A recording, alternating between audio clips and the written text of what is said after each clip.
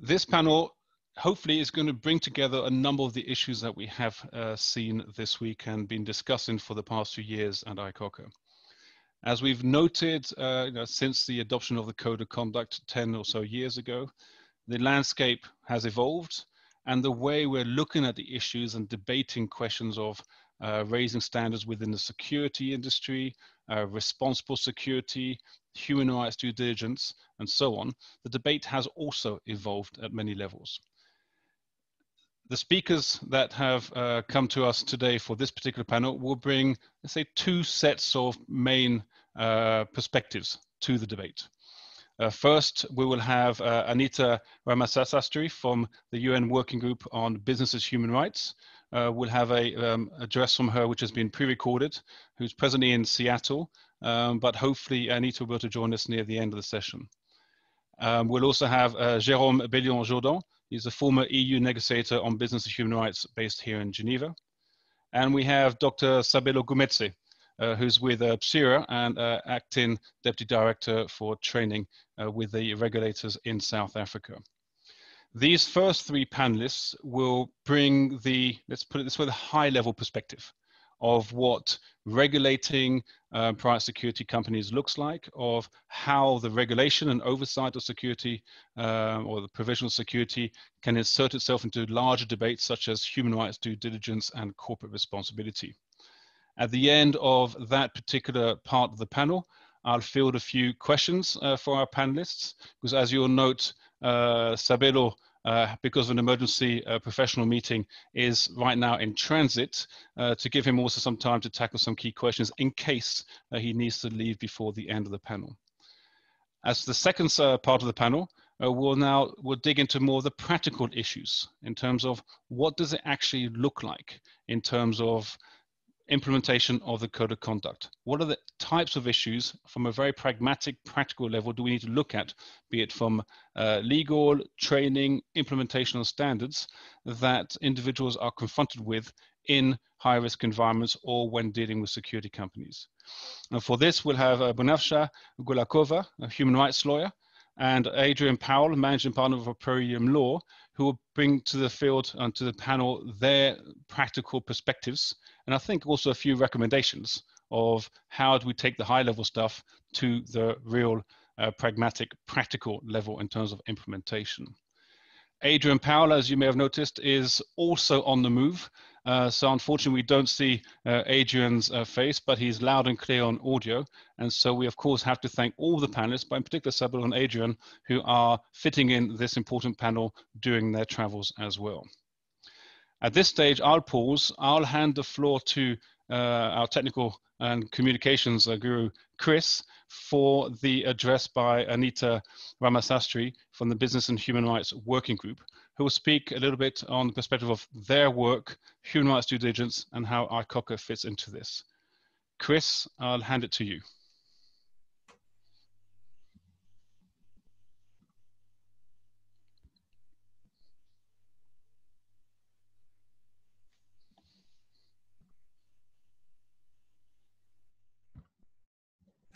Excellencies, ladies and gentlemen, colleagues, greetings from Seattle.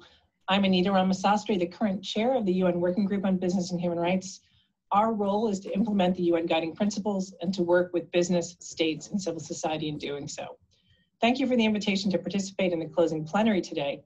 I'm honored to be invited by ICoCA, which provides a valuable forum for policymakers, practitioners, and experts to discuss and debate crucial issues of respect for human rights by providers of private security services. Both the ICoCA and the Montreux Initiative are important platforms to exchange good practice in ensuring that private security providers respect human rights and also help states to best support this worthy goal. We can use these platforms to tackle some of the world's most pressing challenges, and I look forward to exploring further avenues of collaboration and engagement between you and your organizations individually and collectively with ICoCA and the Working Group. As you know, business operations in fragile and conflict-affected contexts, including those involving security providers, is an issue of specific importance for the Working Group, for the simple reason that the worst forms of business-related human rights abuse tend to happen in conflict-affected contexts. This concern is shared by many, and ICoCA and the Montreux Initiative are probably the best proof of this. ICoCA is an example of a multi-stakeholder process that builds upon the UN guiding principles in terms of the core concepts of human rights due diligence to identify, mitigate, and remedy adverse human rights impacts. This is an example of what the working group refers to as policy coherence, as the guiding principles are embedded in other governance instruments and frameworks, such as the Code of Conduct. The multi-stakeholder format has allowed the organization to involve the input and participation of the private sector, states, civil society, and academics. ICoCA has and continues to tackle key challenges as they arise, being able to move forward with a strong foundational code of conduct that incorporates certification and to explore new areas such as the issue of operational level grievance mechanisms, for example. While I noticed a recent webinar on the ICoCA website describes the ICoCA Code of Conduct and its mechanism as an example of an industry-specific soft law instrument intended to strengthen human rights due diligence in the private security supply chain. I would note that it is actually more, that it has created a situation where such a soft law standard can become a harder one because it is embedded in government procurement of security services. This hybrid approach of linking government contracts to such a standard is an innovative approach that links government incentives to a code to which industry has agreed and has an active and ongoing stake, as opposed to purely top-down static regulation. In addition, now that the EU and different nations are moving towards mandatory human rights due diligence measures, ICoCA provides a framework that makes it easier for the private security sector to comply with new regulatory requirements and to adapt to them.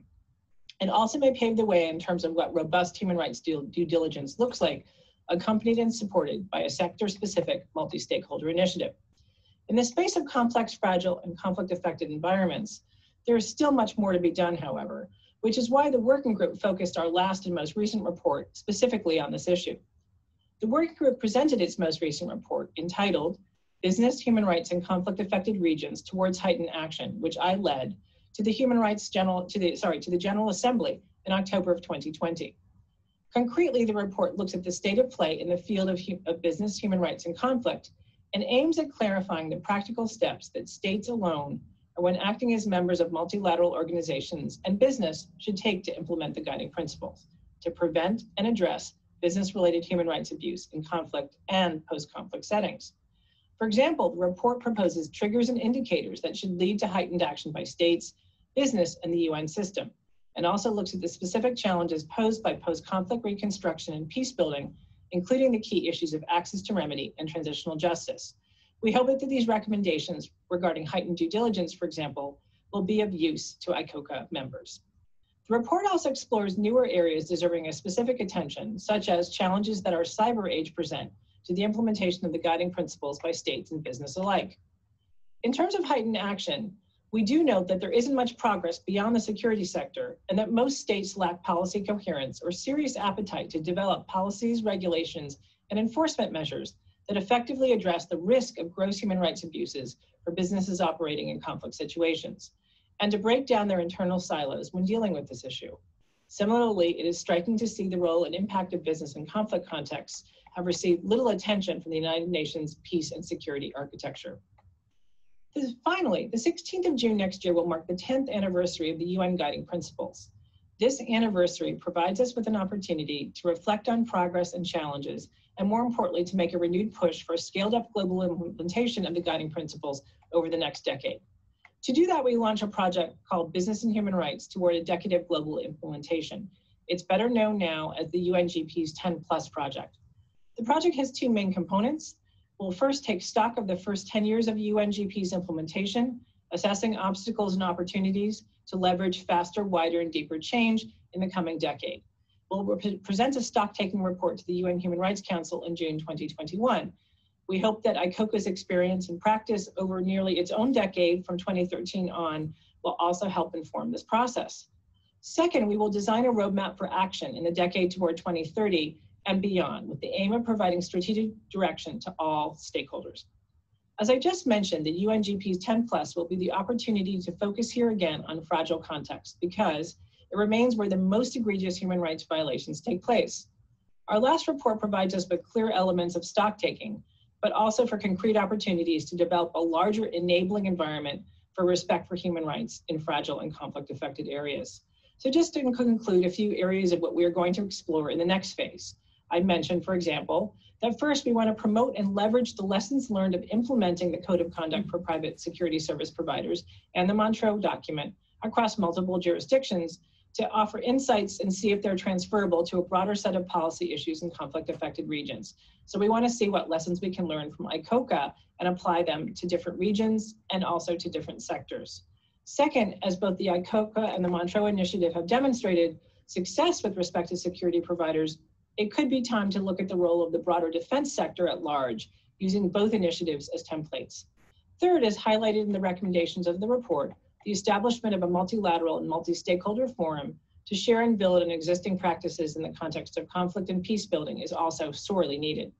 This could be an opportunity as well to consider an international agreement that clarifies risks, prohibited activities, and modes of liability with respect to business and conflict or other high-risk situations, such as clarifying the types of gross human rights abuses that are prohibited and the consequences of breach. And finally, to support the need for heightened United Nations action in this space, including the development of a strategy on business, peace, and security, drawing on the guiding principles. I'm sure that there are many more areas where action is needed, which is why I look forward to our discussions today and in the coming months. Again, thank you for the invitation and thank you for your attention.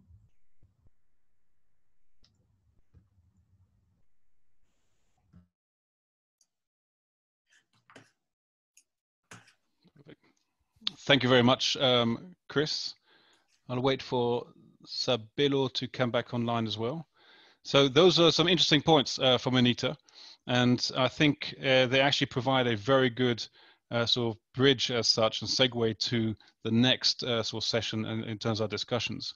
The terms I heard here were the issues of heightened due diligence, the questions of policy coherence, and in particular about governments and their appetite to develop regulations.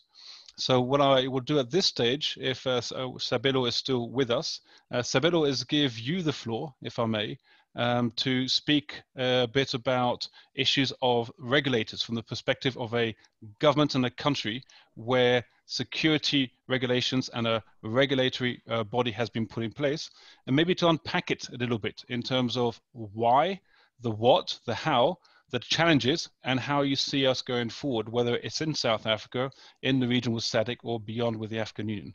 So Sabelo, the floor is yours. Thank you. Thank you very much once again, Jamie. I would like to take this opportunity of thanking the organizers of this very important meeting for inviting me. As you know, I am working for the Private Security Industry Regulatory Authority, which is a regulatory authority for the private security industry in South Africa. And I've been asked to talk about how the authority is actually raising the standards in the private security sector. I think maybe the first point that I need to refer you to is the act that actually establishes the regulatory authority, which is the so-called CIRA Act of 2001. And in terms of Section 3J of that specific act, it talks about the authority being an authority that is created to promote high standards in the training of private security officers within the private security space. And it goes further by talking about the function of the authority being to take steps as may be necessary to develop and maintain standards and regulate practices in connection with the occupation of security service provider and persons pursuing or intending to pursue such occupation. So it is important to note that the role that we are playing is not only for those who are actually in the industry, but also for those who are intending to pursue their occupation within this space. So as a regulator, we do have a code of conduct. And in terms of the act that I'm making reference to, the 2001 Act, it provides for the promulgation of a code of conduct. And this is a legally binding document for all security service providers, irrespective of whether they are registered with the authority or not. So the code of conduct will be applicable to those who are providing a security service.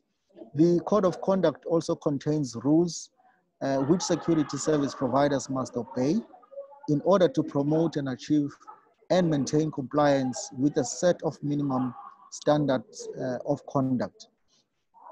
In a nutshell, this code of conduct actually contains a few provisions. I'm not going to talk in specific terms, but I'm just going to give you a highlight of what they provide for. They have general obligations for providers to act in terms of the applicable law, that is the South African law. They also have general obligations towards the authority as the regulator of the industry. They also have general obligations towards security service, that is the police, as well as other state security agents, as well as organs of state. They also have general obligations towards the public, as well as the private security industry itself. And lastly, they have obligations towards clients and issues related therein. So it is important to note that the code of conduct further provides for obligations for security service providers in specific sectors. As you know, we've got various sectors within the industry. You've got those who are providing security training, those who are providing for locksmith services, those who are providing for private investigation, close protection, and so on and so forth. So the code of conduct also zoomed into that in so far as providing obligations of those security providers. I must say that one of the challenges that we are facing is the issue of the private security industry not complying with the Act and the Code of Conduct. And we have seen this, for example, in the last year, we had a total of 1,512 dockets that were opened against security businesses. And these were related to dockets that had to do with the violation of the Code of Conduct. So once these dockets have been opened, there are fines that are meted out, and security businesses have to pay for those fines. So what we are going to be doing in future, we have already set the standard very high in terms of the fines, so that should the code of conduct be violated, then businesses will be paying a lot of money for their infractions. Now, let me just touch upon some of the things that we are also trying to do, that we are going to be doing in the not so distant future.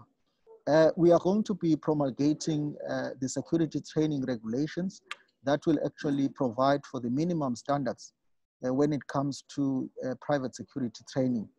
We are also going to be scrutinizing reports for training more closely, so that we can ensure that the training standards that are out there are actually meeting the minimum requirements that we have. We are also going to ensure compliance within the security training environment, because I think this is also important towards ensuring that the standard within the private security sector is high. And some of the other things, there are so many of them, but let me just also mention that we are also planning to revise the elementary grades. We are also going to be developing learning guides. We are going to be establishing online assessments, so that at the end of the day, we do away with some of the corrupt practices that we see in this sector when it comes to the assessments. And we are also intending to register CIRA as a professional body, so that we can be able to ensure that the training standards that we develop and accredit are actually of high standard. And we are also happy that this event is taking place, and we are participating in it, because we also believe that strategic partnerships with international organizations like your ICoCA will help us a lot in terms of contributing towards uplifting the standards of our training of our security industry. We have already had a relationship, a good relationship with DCAF, where we're looking at the regulatory framework within the SADC region. Again, it was another effort from the part of the authority to ensure that the standards within the region is actually uplifted. So with those words, I wish to thank you, and I'll be happy to take any questions that you might be having. Good. Thank you very much, Sabelo, and thank you also for taking the time doing your travels. I apologize you're not in a sort of comfortable office as we are here in Geneva. Before giving you the floor, Jérôme, quick questions for you again, Sabelo, just following up. What the question of fines and the dockets and the fines, at what point do matters go from that kind of fine to maybe the more criminal type potential prosecutions if you see more serious abuses? And then a second question, you mentioned SADC and of course the African Union, and there are many stories coming out on a regular basis about the presence of security providers in territories outside of South Africa, for instance. How do you see the work and the cooperation, I think, continentally with regard to the extraterritorial oversight of, for instance, security providers placed in South Africa or in the SADC region operating in different regions on the continent? Thank you very much for those two questions. Maybe on the first one, what I would say is that within the authority, we've got a law enforcement unit and also a legal unit. So once the law enforcement unit has got inspectors that go out there to conduct inspections. So if there are any infractions of the code of conduct, they will actually then compile a report, and this report will be presented to the legal unit, and the legal unit will then take over. If there are any criminal offenses that have been committed, then those dockets are then handed over to the police. And remember that we actually report to the Minister of Police as a regulator. We also report to Parliament. So we do have a relationship with the police insofar as ensuring that the industry complies both with the code of conduct as well as the CIRA legislation. Now, on the second question that you have asked, and it's a very important one because we have seen the extraterritorial, provision of security services. We have seen South Africans providing security services, for example, in Mozambique and other countries, particularly in the northern part of Mozambique. And one of the challenges that we are facing is that we still have a legislation that has not yet in force, which is the Anti-Mercenary Legislation. Obviously, there are many problems with the legislation, but this legislation is currently being considered by Parliament insofar as the contentious issues are concerned, but it is a legislation that is supposed to be in place. One of the things that we have also seen is that when it comes to the exportation of security services, we have not seen a lot of appetite, especially from SADC as well as from the African Union, and we will continue to engage with them because, as you know, South Africa, we do have a legislation that talks about that exportation of security services. So we do hope that with our collaboration, we'll be able to engage more so that there could be, for example, a regional protocol that will speak to the issue of the exportation of security services by the security officers within the region and also within the African continent. And at the AU level, there isn't any specific convention that speaks to this issue. We only have the Mercenary Convention, which is unfortunately still outdated, and it doesn't talk about issues that are happening today. Again, we are hoping that the African Union will eventually come up with some kind of a standard that will be applicable to the entire continent. But so far, we do have a challenge when it comes to that. Thank you very much, Sabelo. And you offer me a great opportunity to actually now move over to Jérôme by the discussions, by having these discussions on the importance of regional dynamics. You mentioned the African Union and SADC on the African continent, and of course the importance of appropriate legislation and frameworks to manage issues of private security contractors, be they sort of more sort of the mercenary type, but also your standard bread and butter security contractors in different countries operating in high risk environments, such as northern Mozambique right now. So Jérôme, if I may turn to you, well, virtually on the screen in any case, the European Union and its work on mandatory human rights due diligence has been, well, they've both been very much headline discussions for the past few weeks. Many are resting hopes on what the European Union can do in this regard with regard to mandatory human rights due diligence. There's a clear time frame that no doubt you'll present to us. And I think there's also a certain level of expectation that through the European Union, we may see some strong steps being taken to ensure that we do have that kind of human rights due diligence. In the term we use, that kind of policy coherence and the appetite from governments to do more. Now, the human rights due diligence piece doesn't specifically speak about private security companies at this stage. Maybe through a consultation process, we could make sure security steps up. But there is certainly a lot of potential through that legislation or potential the directive to have the security piece included.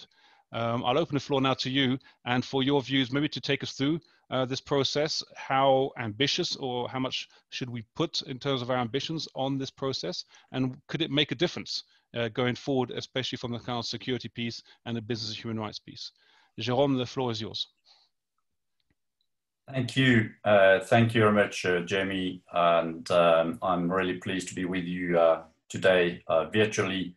It would be even better in person, and I'm sure that I would recognize in the room many members of the board or members of ICoCA that I've met over the past years when I was with the European Union.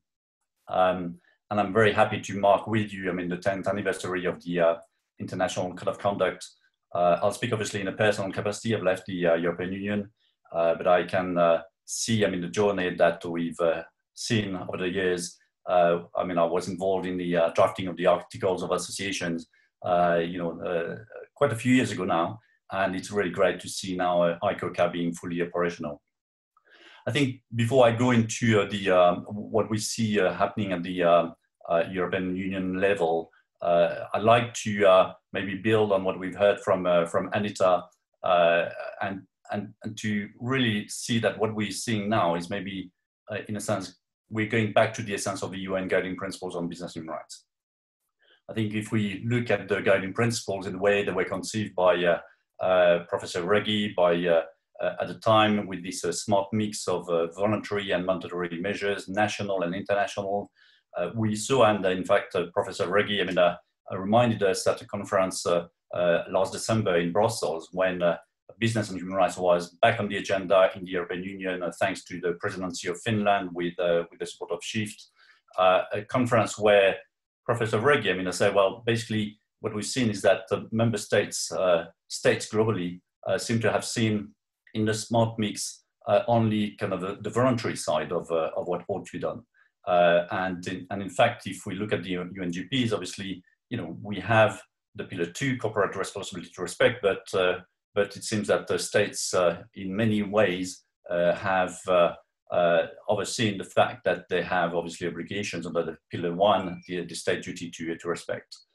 And I think what we've seen over the years is many debates on the issue of non-binding versus binding, soft law versus hard law, and sometimes sterile debates with sometimes missing the real question. The real question is, what is it that works? And if we take the example, just as an aside of ICoCA, I think it's a very good example of an initiative which has been described as voluntary in the first place. And indeed, we owe it to companies, drafting the International Code of Conduct to have a buy-in of the industry. But then we've seen a hardening of this soft law. If we take the legislation in Switzerland, making it compulsory for companies to accede to the International Code of Conduct.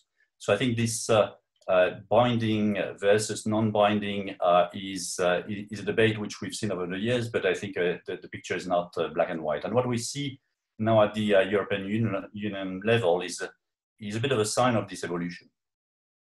What we see is indeed an evolution towards a new piece of legislation, or maybe more than one piece of legislation at the level of the European Union, but potentially with implications globally. And I know that among the members of ICoCA, I mean, you have companies obviously being based outside the EU, and potentially what we have in the making could have implications for non-European Union companies. What we've seen is, a process whereby legislation has been first developed at member state level. I mean, we saw in France the law on the duty of diligence, in the Netherlands the child labor due diligence, and it would be interesting to see how private security companies have been impacted on that or have reacted to this legislation. What we see as well is in Germany a possible piece of legislation that could come anytime next year. But with these developments in terms of national legislation, many saw, including from the world of business, the risk that patchy legislation would make it very difficult for business to operate and to have a kind of a predictable environment. So what we've seen is dynamics leading to a possible alignment of, I would say, the main protagonist of lawmaking in the EU, the European Parliament, the European Commission, the Council of the European Union, representing the 27 member states, so a complex machinery. And if we take it from the side of the European Parliament, I mean, the European Parliament has probably been for some time an advocate of legislation, and with the support of civil society, but also increasingly we see that business companies have come out in favor of legislation. The new European Commission has probably, is a bit of a game changer in a situation where there was maybe a lack of leadership in the past, or at least a lack of appetite in the past Commission ending in 2019 for legislation. We can see that the new Commission, and particularly with the leadership of Commissioner for Justice Didier Reynders, comes with a clear ambition to develop legislation. And it seems to have the support of other commissioners, the EU Commissioner for Jobs and Social Rights, the Commissioner for Trade. So there is within the commissions clearly a push towards legislation. And finally, what we see is also that the Commission, or at least Commissioner Reynders, seems to work very closely with the presidency of the Council of the European Union, representing the 27 member states. We had in October a conference hosted by Germany, the current presidency of the Council of the European Union, on human rights and decent work in global supply chains, and Germany provided a clear support for EU legislation. So we have this dynamic now. What is it that we have on the table? We have currently the European Commission, going for a wide consultation process to try to inform the piece of legislation that it intends to build. It comes with a rather broad heading, corporate sustainable governance. It is framed as part of the European Green Deal, with this idea that it is time to embed sustainability into the corporate governance framework. And this consultation process takes us to February 2021, so a couple of months from now, where all European companies, but also others who are part of the supply chain can contribute to this consultation. And indeed, it is a consultation open to all stakeholders.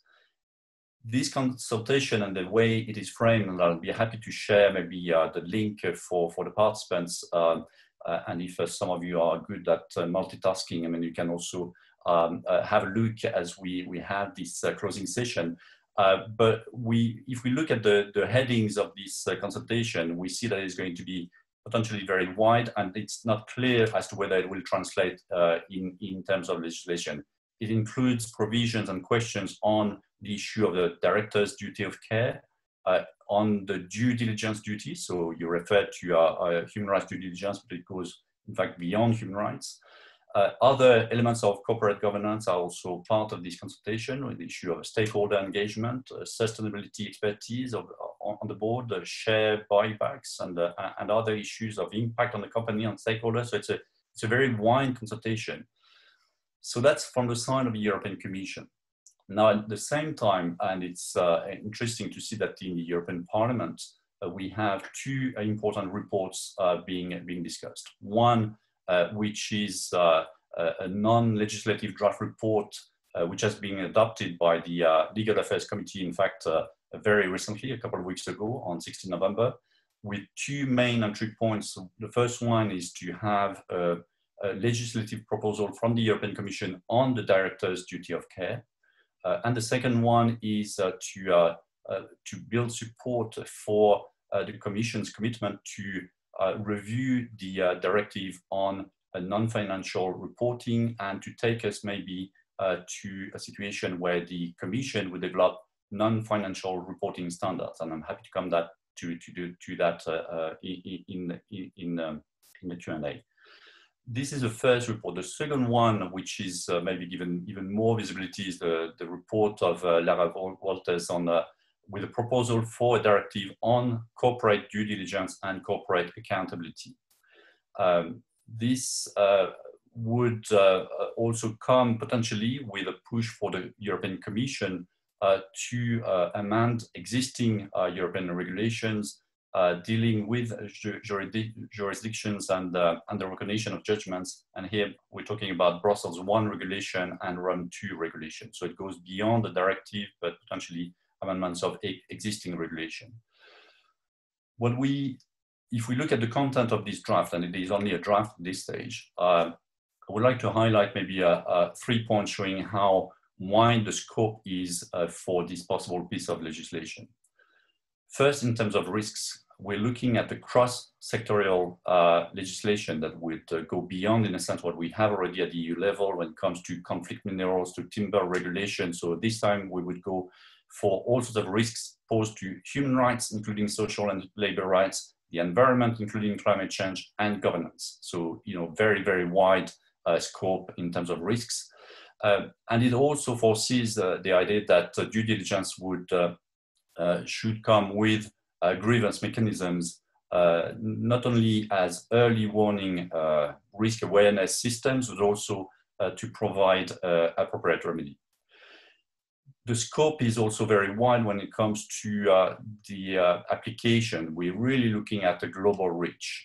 If we see, for instance, the provisions that foresee that the due diligence should not be limited to the first tier downstream and upstream in the supply chain, but should encompass all suppliers and subcontractors. And here, going back to your question, private security companies are not explicitly mentioned, but we could already see the possible implications for all companies, including private security companies.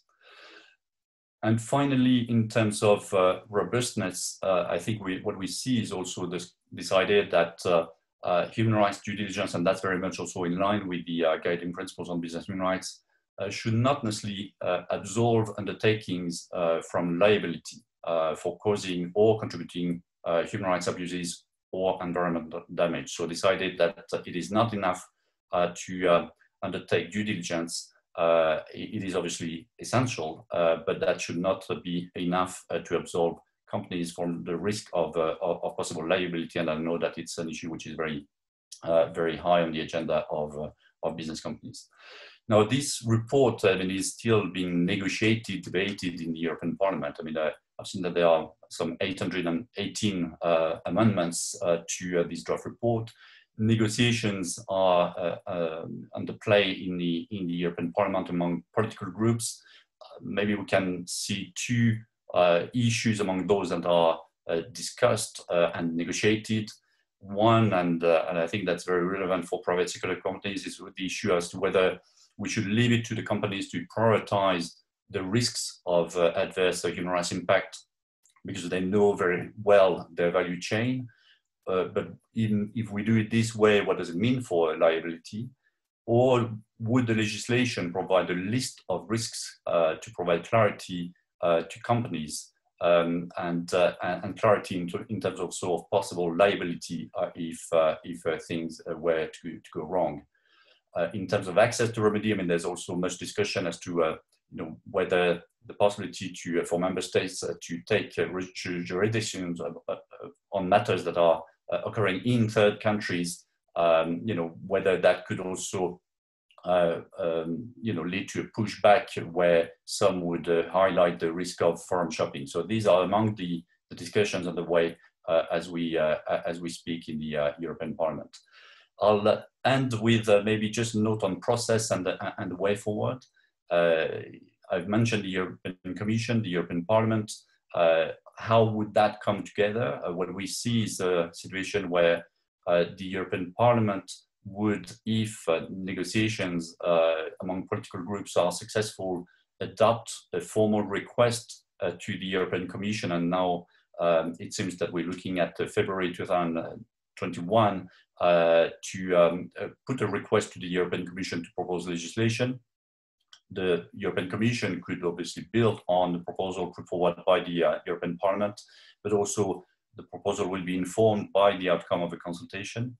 And then there will be the start of what we call the ordinary legislative procedure, where the European Commission puts a proposal, then it's taken for first, second reading in the European Parliament, the Council of the European Union. So it requires obviously all the 27 member states of the European Union and the Parliament to agree on a text. And if this is successful, then we would have a directive that would have to be transposed in national legislation. And so we're looking at then at a period, once the directive is out, of usually a 2-year period for transposition in national law. To sum up, and just I think what is essential for ICoCA members, mixed states, but also companies, but also civil society, is really to look at what will be in the making with not only what the European Commission is envisaging under the kind of a sustainable corporate governance heading, but also the review of the non-financial reporting directive. As one could see that the non-financial reporting directive would provide further incentives to report, whereas the directive on sustainable corporate governance would introduce the duties to do. So we would move from reporting to, in a sense, obligations to do for companies. I think it is also important to connect what we see at the European level to the debates at the global level. And in the UN Human Rights Council, as you know, I'm in an intergovernmental working group on transnational corporations and other enterprises, is currently negotiating a treaty, a draft treaty, and we see also clear provisions on mandatory human rights due diligence, liability, and many other provisions. So I think it's very important to see what would come out of the European Union legislation if it comes through, but also how it connects to what could be developed at the international level. And to go back to my initial point, I think what we see, if we go back to this idea of a smart mix of mandatory and voluntary measures, international and national, I think it is, and it will remain important to be guided by the question of what works. What is it that works? And if we take the legislation in the making, it will be important to ensure that it is effective. It is, and as a draft report of the Legal Affairs Committee of the European Parliament puts it, due diligence should not be a box-ticking exercise, and I think we would all agree on this. Thank you. Thank you very much, Joe. I mean, that's very, very useful, and I think it's a far-ranging sort of presentation of the EU process, which I think is particularly important to see where and how we can slot ourselves into the consultation process, but also the expectations going forward. Before turning to Banafsha and to Adrian, a quick question for you nonetheless, Jérôme. When we look at, of course, this whole process, you mentioned the EU bloc, and in 2 seconds, is there a risk that because you need the EU bloc to vote on these matters to decide legislation, that the legislation can actually be diluted in its final form in terms of directives? Or do you actually see the EU speaking with one voice on this issue? Well, I mean, I've after years of experience of working with the European Union, with all the member states, I wouldn't anticipate a situation where it's going to be an easy negotiation. I think it's going to be a difficult one. I'm not necessarily sure that all the member states are on the same page as we speak. I mean, some are front runners and would probably push for EU legislation, but others are not necessarily on the same view.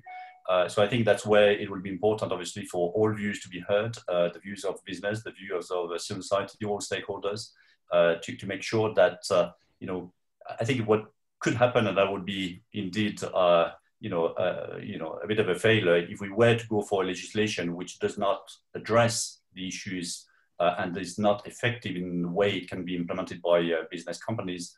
I think, you know, that would be obviously a process which would have led to possible disillusionment from all those who are expecting legislation, including from the side of business. So it's not going to be an easy one, and I think it's where it's important for all to be involved in the process. Fantastic. Thank you very much, Jérôme. And now, again, this is a great segue now to, let's say, the practical side. I'm looking at sort of the lawyers in the room here, Nasha, and I can't see Adrian, but I know Adrian's somewhere in the background. So I think Jérôme and Savedo raised some interesting questions here in terms of the regulatory frameworks, the reach of legislation, the importance of laws, and sort of accountability at some level as well. But I think both highlighted the question of the gaps and what works. And hearing Jérôme's references here to the consultative process, there certainly are going to be opportunities for us to insert considerations and practical realities to those discussions. And that has to be seen, I think, from the lens of those that are actually working in the field and working on those matters. So if I may at this turn to you, Banasha, and ask you, we're seeing these developments at a higher level, but from your perspective, you know, what does work? What is effective? What is needed? I know it's a big question and we have about half an hour or so, but feel free to expand as much as you wish. Okay, thank you very much. And I'm very pleased to meet all of you at this very interesting panel. This is my first, it's the first time I'm encountering this project and this kind of subjects. However, listening to what Jérôme has elaborated about this fast evolving normative framework to bring the private security sector in line with human rights principles, I would like to just share with you briefly my own experience. How does it work in the field? As we were talking about the European Union and European Commission, I would like to then share my experience with this intergovernmental entity. I have worked several missions and I was contracted on behalf of the European Commission to conduct specific missions in Afghanistan, Iraq, Syria, and one more country, I think Ukraine. And in all these occasions, the consultancy, as you know, European Commission works through consultancies. There are some shortlisted European-based consultancies that shortlisted to conduct framework contracts. They are long-term or framework contracts. So, and every time when there is the European Commission develops a TOR, terms of reference for the implementation of this particular assignment, and the consultancy that wins the project, before they win the project, they have to put in their proposal a specific budget, and they have to explain in their methodology how they're going to ensure safety and security of the expert or expert team in the field. So, and in all these 3 occasions that I have been working, I realized that these consultancies, EU-based shortlisted consultancies that implement these contractors, they are not really well prepared to manage these private security companies. First of all, it was never, and it's still not clear to me, based on which criteria these consultancies pick these private security companies. Then I also realized that European Commission never interacts and doesn't really have any guidelines on how which company they should hire, what are the standards, what should be there, what shouldn't be there. And while there are so many norms developed within the European Union about gender equality, human rights-based approach, it is also not clear to me how these are integrated between consultancy and consultancy while they are implementing the EU projects. So I also realized that when you are not happy as a consultant by the services provided by the specific security company, there is not much you can do as an expert, and you are out there in the field, basically with a security company that may show up or may not show up. So, and if you will bring this issue before before your consultancy, you mainly deal with people who they don't know how to pull the strings and what to do about this. And on few occasions, if you bring it before the delegation in the field, they will tell you mostly that this is the issue that you must solve between the consultancy and yourself, and they don't want to get involved. In some terms of references, you can see clear provisions from the European Commission that they don't want to deal, they don't want to have anything in common with how this business with the security, private security sector and this security package, they call it, what standards should be taken in consideration. They put in plain, there is a provision in plain words that the contracting entity must ensure that there is a security package for the team or for the expert, and that's it. And when European Commission explicitly makes the purchase of this or procurement of this security package under the fees, then the consultancy goes as cheap as tries to hire the most economic company possible. So, and this is the reason that, for example, from my personal experience, I have turned down many opportunities, especially in those countries where security level is the security situation is deteriorating, like Libya, for example, like Yemen. I wouldn't even dare to go because I know that it's a totally, there is nothing that a small consultancy, even if it's has a different, many, it's a large consortium comprised by many consultancies. There's nothing they can do. And sometimes I'm under the impression that people, they don't know what to ask these security companies. So I think that there is a gap between that needs to be filled.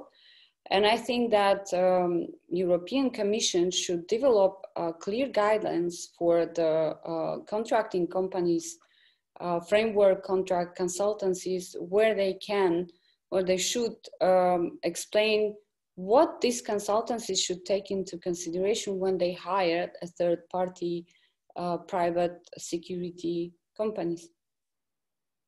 So this is all I wanted to talk about, and if you have any questions, I'm happy to answer. Thank you very much. And it's actually a very interesting angle because quite often when we speak about the supply chain and the clients, the users, security providers, we think of sort of a very straightforward, the client and then the security provider. But here we have a situation where we're looking at consultants, third parties, external to, let's say, the European Union or to the major client setup, themselves having to find security for their own operations, being based around the fees that they have, and the lack of information coming to the consultants in country on these issues. And, you know, I look at Jérôme without putting the question to you, Jérôme, because we have Adrian waiting patiently online. There's also, of course, from the European Union perspective, the parliamentary resolution from 2017, which makes the recommendations But again, that's at the capital level with regard to the use of private security providers and the reference to the code of conduct, etc. But the reality check is at the level of the operations in country. Who does what do we consider, and then why is security so low down on the budget? And then potentially, is there a risk then vis-a-vis a duty of care to external parties as such as consultants working on EU missions? It's just a comment, not a question, but I'm sure hopefully we'll get back to that in a bit. Adrian, I'm not too sure where you are in a traffic jam or not, but I maybe turn to you for the next few minutes. Again, what works? I think that's the question that Jérôme put to us at the beginning. What works? We've had one set of examples already in terms of limitations. Sabelo pointed out the challenges for the regulators, the extraterritorial application, and so on. From your perspective, as a lawyer working in complex environments, in hostile contexts, and on security matters, what can you bring to this debate to really highlight the kinds of issues that we need to be aware of as we raise standards? Can you hear me okay? I can hear you beautifully. Thank you, Adrian. Yeah, good. Thanks for inviting me onto the panel. I could honestly echo everything Banafsh has just said. And I think that Lisa Riley from GISF a couple of years ago picked up on this approach towards the private security or the security that you're purchasing, and be careful not trying to throw it as far down as you can on the list of your financial priorities, because if you are in serious danger that if you pay peanuts, you'll get monkeys, and then it's very difficult to regulate from any perspective whatsoever. However, in respect of what I do, so myself and my fellow lawyers within Prolium Law, we are quite focused on the security industry, defense industry, development industry, and increasingly more on the security tech side. And that means advising the companies that are dealing in these spaces. So to give you a sort of broader outlook about how we've been discussing and viewing the security industry in general, we've divided the evolution down to 3 phases, really. Phase 1 was post-2002, where we saw this big increase in armed private security, where the lines are blurred between private military security companies and some people using the term mercenaries. We saw those entities emerge. And then around 2011, 12, arguably at the same time that America withdrew from Iraq, we saw an emergence of the security risk management companies. These were always in existence, but essentially they started becoming more prominent. And then the security risk management companies started, dipping feet into all aspects of security, whether it be B-6 cruisers and armed personnel, to the executive protection side, to more routine, maybe almost normal security provision. And then now what we're seeing in this sort of quite an interesting phase 3 is both a rationalising of the market, where there's arguably less security providers, but some bigger at the higher end security providers. And that's another debate in itself, whether, 1 or 2 very, very big security providers is good for anybody. I'm not certain it is. And also this emergence of a new hybrid of security companies, where they're combining professional skills with the provision of security advice. So that might set the ground for how we see our client base in the security. Then we see clients regularly, and we see them dealing with the whole aspect, ranging from GDPR, Data Protection Act. Adrian, just a quick note. You're breaking in and out. Duty of care. Adrian, you're just breaking in and out. So hopefully, if you do go under the odd bridge, do let us know. Can you hear me now? Yes, perfect. Thanks.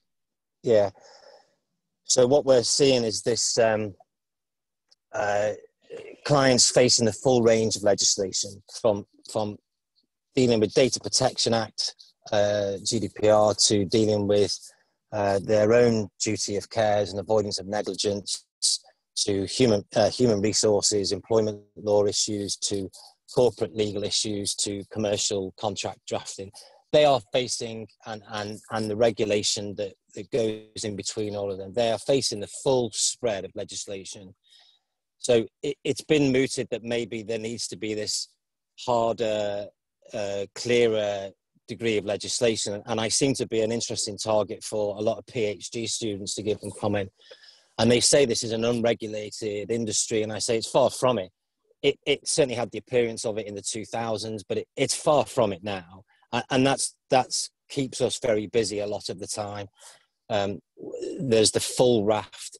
But I can promise you that the one area that still eludes a lot of companies is the comprehension of human rights and how it applies. And it remains largely baffling because it's a complex area. I'm a qualified lawyer, and there are times when I say I need to step back and think about a question in respect of human rights, whereas in lots of other areas of laws that we deal with clients, you can almost wax lyrical straight away. But it's really trying to explain to ICoCA and the panels that this is still a difficult area for them to get their heads around. And I used an analogy yesterday, without trying to give examples, that we need to find a way to start helping the companies rather than looking to heavily regulate the companies, and maybe a slightly different approach. And that approach, in my view, should be to try and assist them in weaving human rights within their entire governance structures, their manuals of procedures, their SOPs, standard operating policies, their policies in general, how they operate. We need to help them to weave human rights into their entire processes, and to explain to them when it is already in there and when it's not already in there, and where, it really might help them. And if nothing else, I think that would be a really healthy takeaway. And then lastly, also we're now seeing people who have been deployed in the field of private security for 17, 18 years, some jumping from different companies and what have you. So you're seeing this maturing, if not aging, workforce of people who have been deployed across Iraq, Afghanistan. And a lot of time people just say, well, they get paid an awful lot of money. Well, that's just not the case anymore. They're nowhere near paid the days that they were in the 2000s. So you're seeing people who are earning $200, $250 a day, maybe a bit more, which, you can do in a lot of professions nowadays without having to go to Iraq and Afghanistan. And so what we're also seeing is this slight build of issues being brought by employees against security companies. And so my view is that and this is genuine advice to security companies if they're listening, is to really think about where you are with your workforce now. To give an example, there's an awful lot of people focusing on the military and ex-military and PTSD. A lot of military, British military I speak for, deployed for 6 months. Maybe they did 3 tours, but they did, 18 months worth of deployment over the space of 5 or 6 years. A lot of these private security operators are now, into 16, 17 years of it permanently. You can only imagine the mental health issues that are going to potentially come up there. And this is not to create a victim culture. This is to try and get private security companies and security risk management companies to start thinking about what might be coming down the line. Because if they don't address this problem, the last thing or the other issues they will start approaching and dealing with is that their operators on the ground can't even function as human beings, let alone being cognizant of human rights aspects. So I think I brought that down to 3 areas to give you what we're seeing. There are other things we're seeing, but to reiterate, there's a day-to-day facing of all legislative issues coming up to security companies nowadays. They are far from unregulated. And I think I'll finish there. Thank you very much, Jared. There's plenty there. We lost a couple of seconds, but I think nearly everything that you put on the table was very, very useful. So I might actually turn to Manasha very quickly, and just following up from what Adrian just said. Now, if you are a consultant or someone working for, let's say, the European Union or an international organization, and you've effectively got to find your own security, and you've just heard what Adrian has presented in terms of some of the issues, how do you go about it? What is your process? And you're a human rights lawyer yourself. I mean, as a risk for yourself, how do you go about selecting that security provider? What do you look for? What do you need to look for? Well, when I, basically what I'm looking for a professionalism, basically, which is really was not in my cases, in all these cases that I had were not, I haven't seen it. It was better with United Nations. I think it's better organized, and they work with their staff that they hire even from private sectors. For example, I could see that they provide their third parties contracted with human rights training, gender equality training. I have seen it myself. But if I want to go in the field with under the European Commission's contract, so I would like to see a company that, for example, as I learned from ICoCA, you also give these certificates of the compliance that this company was audited some way, either by organization like this, reputable organization. They have a certificate that these people are met all the standards, you know, technical standards, standards of human rights, gender equality. So I don't have to then rely on myself when I'm in the field. So at least to make sure that the people that I have to work with, they are professionals. They can ensure my safety and security, and they will not violate my own rights, and they will treat me equally. So this is what sometimes I don't see. And I also observed other third-party private sectors, security sectors in the field. For example, working for the embassies in Afghanistan and Iraq. I don't know, and I have never seen that, for example, people who came from national police or the military in Iraq or Afghanistan were trained. They were just handed over a contract. They were trained how to, maybe to the standards of that particular company, how to, maybe some trainings, law enforcement trainings. But to be very, frankly speaking, I don't think that even these private companies that work in the field and they hire locals, they know that they also have to train them in human rights, in gender equality, do no harm principles, you know, all that.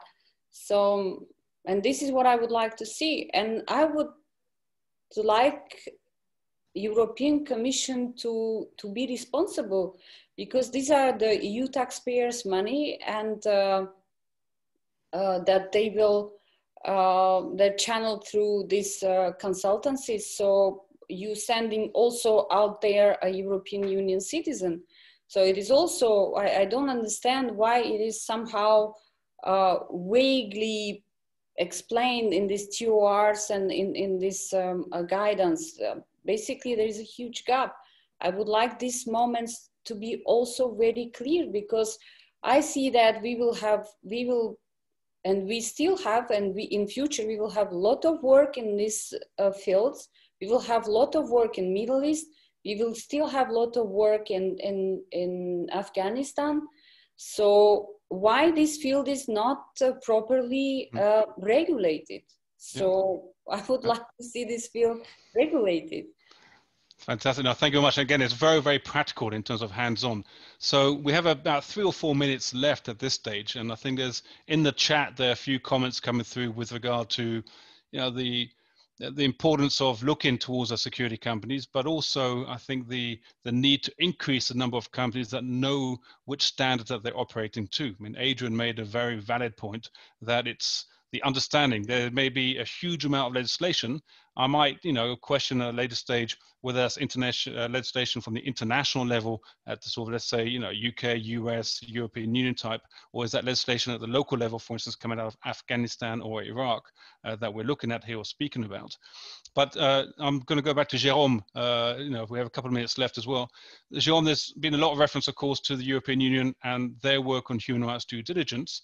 But I think the discussion has also evolved a little bit towards what's the European Union doing as a so-called client or regulator itself of the security companies that it's using. And I made reference to European Parliament resolution from 2017 recommendation. Anything you'd like to add in sort of the 1 or 2 minutes that we have from that perspective? Thank you, Jimmy, and great to hear the other speakers and questions being asked. Well, I could share one anecdote, but I won't go into the details of my experience of working with a private security company when I had bodyguards going with me to the Gaza Strip. And I felt that as a client, the European Commission, my employer at the time, was not necessarily doing everything it could do, but I won't go into more details. But I think so I think in practice, I think that's indeed an issue. What do EU institutions as a whole do in terms of their contractual relationships, the way they act as clients of private security companies? And referring to the European Parliament resolution of 2017, I mean, I went back to it just now to look at the exact language, and one of the elements of language was the European Parliament in this resolution urging the Commission and the External Action Service to only use ICoCA certified providers. I'm turning to you and others. I'm not quite sure that we are there yet, and I think it raises obviously the question of provisions of a European Parliament resolution and how then that's translated by the other EU institutions. In the case of the legislative proposal that we have on the table, it's a slightly different setup because it is a formal request. It is Article 47 of the European Parliament Rules of Procedures, and therefore the European Commission would have to respond to the proposal made. But in the case of the European Parliament resolution of 2017, I think if we look at many of the provisions that we see out there, probably many of them would remain relevant as questions being asked to the other EU institutions. Thank you very much, Jérôme. And then I think as we're just about out of time, I might go back to Adrian very quickly. A question has come up on the Q&A from a gentleman by the name of Doug Brooks, who's, I think, picking up on your point with regard to the international deployment of staff to security companies, and the fact that actually in many contexts today, the private security companies use local staff rather than international staff. Are there any particular issues that you see with that? It's less of a rotation question now. It's much more of a permanent presence of local staff in private security companies. Adrian, do you want to tackle that one? Yeah, I'm driving now. I couldn't sit in the car park any longer, so bear with me in case that I lose. You have 1 minute. You have 1 minute, so that's perfect. Yeah, there are definitely issues because there are pressures being brought down, as I suspect Doug knows, from governments in the ways that they do. Say, for instance, Iraq and Afghanistan to use local staff. That then brings out the need for local lawyers. We have an Iraqi lawyer who works with us, for instance, and we have Iraqi law firms we work with, and they are facing all the aspects of normal employee-based legal issues that you would expect, and you're then getting the application of extraterritorial law for private security companies, depending on if they're based in UK. Extraterritorial law applies. UK Bribery Act. US is exactly the same. Firearms legislation. So yeah, we are seeing a full range, and we are seeing both. There's probably been a decrease in international expats, if you like, working in security companies, and a huge increase in locals. And unfortunately, there's been and a change to the standard of how they do that. But yeah, I hope I'm answering Doug's question, but essentially, yeah, there is a huge impact. Perfect. Thank you very much, Adrian, and drive safe. Don't get pulled over for anything. I'm going to have to, unfortunately, bring to an end this panel as we need to go into the closing session of the AGA. I won't try to summarize everything that was covered in this discussion, but I think certainly the high-level presentations in terms of where regional organizations and governments are taking the debate are very positive. We're seeing an obvious dynamic, and it's a great opportunity for us to consider how we feed into those consultations and deliberations issues with regard to the use of private security companies and the oversight and due diligence, duty of care owed throughout that supply chain. The pieces you mentioned there with regard to responsibility, in particular, Jérôme, the question of corporate responsibility, directors' responsibility, those I think will hopefully make some individuals in the supply chains, especially with multinationals involved, even humanitarian agencies, appreciate that there's more that they will have to do. And then the practical side. Legislation directives are, even if adopted, they take a long time to draft and put into place. And then, of course, the implementation stage can even take longer and have certain pitfalls. And I think the points in particular raised by Banafsha and by Adrian, very practical. That we have resolutions, there may be directives, there's a whole bunch of legal frameworks already out there, international as well as local, but there are still problems. We are seeing positive developments. There is still potentially a lack of understanding as to how to bring human rights into the private security world in some contexts.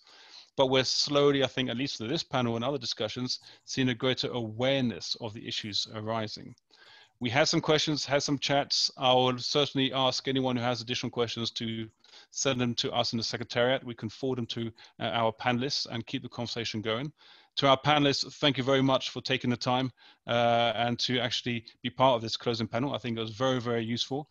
And in particular, thank you, of course, to Sabelo, I presume is on a plane at present, and to Adrian, who I know is in the car at this stage, who are mobile during this whole session, and to our two static panelists, Jérôme and Banafsha, thank you very much. At this stage, I'll close the panel. I'll then hand over to Chris, I believe, and or Fred Chonet, the chair of the board, to take us to the last session of the AGA and the closing panel. So again, Jérôme, Banafsha, Adrian, and Sabelo, and of course, Anita by video, thank you very much for your time and for the panel. Thank you.